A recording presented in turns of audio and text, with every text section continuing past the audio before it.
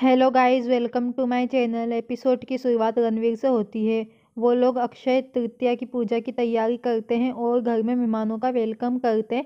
कार्तिक भी नीचे आता है, सुरभि आती है और उससे बात करने की कोशिश करती है, लेकिन वो जानबूझकर उसको इग्नोर करता है। फिर वो गुस्से में रहता है जबकि वो टेंशन में रहती है। मेहर आती है और कहती है कि उसने देखा कि वो सुरभि को इग्नोर कर रहा है और वो फिर भी उसके पीछे आ रही है और उसे वो परेशान दिखता है और वो पूछती है कि क्या बात है। कार्तिक फिर अनदेखा करता है और फिर बात बदल देता है। इस बीच रणवीर इधर उधर देखता है। ताई आती है और कहती है कि वो कुछ महसूस कर सकती है कि यहाँ पे कुछ गलत हो रहा है। वो पूछता है ऐसा क्यों। वो कहती है कि चीज़ें इतनी आसानी से हो रही है जिस पर विश्वास करना मुश्किल है। वो कहता है कि उसके आदमी यहाँ पर कपड़े बदलकर मेहमानों के बीच घूम रहे हैं और उन पर नजर रखने के लिए सुरभि और कार्तिक के चारों ओर मंडराते हुए दिखाता है।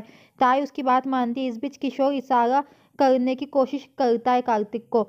वो किशोर को फिर संकेत करते हुए देखता है और वो उसकी बात मानता है और फिर वहां से बाहर चला जाता है। बाहर किशोर कार्तिक से बात करते हुए कहता है कि राहुल की माँ का पता मिल गया है। वो खुश होते हैं। किशोर उसे लोगों को अंदर व्यस्त रखने के लिए कहता है ताकि वो बाहर जाकर उसकी जांच कर सके। वो फिर उसकी बात मानता है और अंदर चला जाता है। इस बीच सुरभि उनको छुपकर देख देख रही होती है और खुश होती है। कार्तिक अंदर जाता है और पूजा के साथ शुरू होता है जबकि लोग नाचने लगते हैं। कार्तिक भगवान से प्रार्थना करता है और आरती करता है जबकि सब उत्सव मनाते हैं और डांस करते हैं।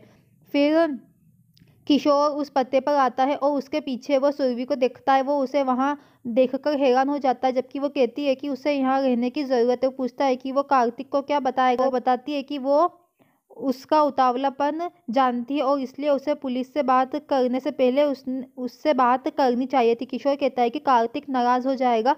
वो उससे विनती करती है कि उसे अपने साथ आने दे, कि वो सब मिलकर काम करेंगे और बाद में कार्तिक के साथ चीज़ों को ठीक कर सकते हैं। वो फिर उसकी बात मान लेता है। वो दोनों अंदर जाते हैं और फिर लाइट चालू करते हैं। उन्हें कुछ नहीं मिलता। फिर उसे एक हाथ दिखाई देता है जिसमें खून लगा होता है। वो लोग उसे देखते हैं और फिर उसे बाहर निकालते हैं। वो राहुल की माँ होती है जो मरने ही वाली रहती है। वो उसके पास दौड़ते हैं और उससे पूछते हैं कि ये किसने किया, जबकि वो मुश्किल से सांस लेती है। वो फिर कुछ बोलने की कोशिश करती है और किशोर उसे मोबाइल में रिकॉर्ड करना चालू करता है, लेकिन वो उसकी आवाज़ नहीं निकाल पाती है और सिर्फ गुनगुनाने लगती है। फिर अंत में वो मर जाती है। वो सब परेशान हो जाते हैं। फिर वो निराश होकर बाहर चले जाते हैं। वो कार्तिक को फ़ोन पर उसकी मरने की खबर देता है और कार्तिक निराश हो जाता है क्योंकि वो भगवान को देखता है और उसकी आंखों में आंसू रहते हैं।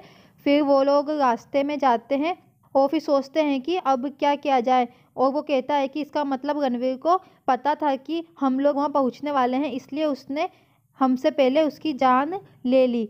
वो कहती है कि वो हमसे एक कदम आगे ही चलता है। फिर अचानक सुरभि को एक विचार आता है और फिर तभी सुरभि उस वीडियो को देखती है और देखती है कि भले ही वो उसकी आवाज़ ना सुन सके लेकिन वो उसकी लिपसिंग को समझ सकते हैं। और फिर वो उसकी लिपसिंग देखती है और उसे लगता है कि राहुल अवस्थी की माँ कुछ उसे सुराग देना चाहती है, जिसे उसकी माँ फिर कुछ कहने की कोशिश करती है। वो फिर देखती है कि वो कुछ एड्रेस बता रही है और सुरभि उसे समझ जाती है। वही रणवीर को अपने आदमियों का फ़ोन आता है कि उन्होंने उसकी माँ को कैसे मारा। फिर वो खुश हो जाता है और सभी को बताता है कि ये आखिरकार उसका एक लंबा अनसुलझा हुआ समस्या आज दूर हो गई है। वो कामयाब हो गया है और इसलिए इस अक्षय तृतीया पर बहुत खुश है। वो अपनी जीत का आनंद लेने के लिए मेहर के साथ डांस करता है। वो लोग फिर डांस करते हैं। फिर डांस के बाद रणवीर पानी पीने जाता है और सुरभि का कमरा खाली देखता है और गुस्सा हो जाता है।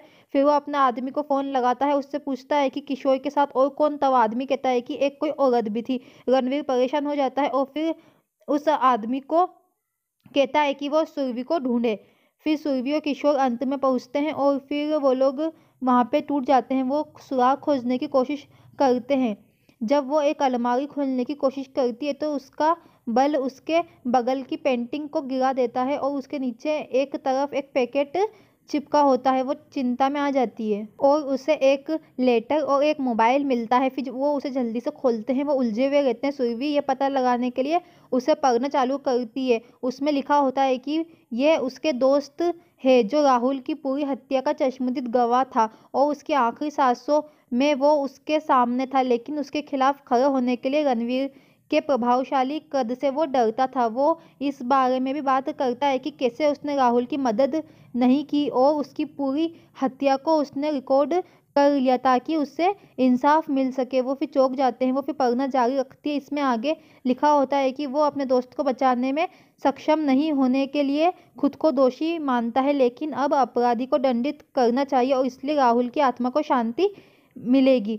वो उनसे आग्रह करता है कि ये पता ना लगाए कि वो कौन है और वो कहाँ रहता है, लेकिन अगर वो चाहते हैं कि राहुल को इंसाफ मिले तो वो उन्हें मोबाइल पर रिकॉर्डिंग देखने के लिए कहता है। वो लोग हैरान होते हैं, फिर मोबाइल को चालू करने की कोशिश करते हैं लेकिन उसकी बैटरी डिस्चार्ज देखते हैं। फिर वो उसे चार्ज करने के लिए चार्जर ढूंढते हैं और उन्हें फिर मिल जाता है। फिर वो प्रार्थना करती है कि ये उन्हें रणवीर के अपराधों तक ले जाए। जैसे ही फ़ोन चालू होता है वो किशोर के साथ रिकॉर्डिंग देखती है। वो दोनों हैरान हो जाते हैं।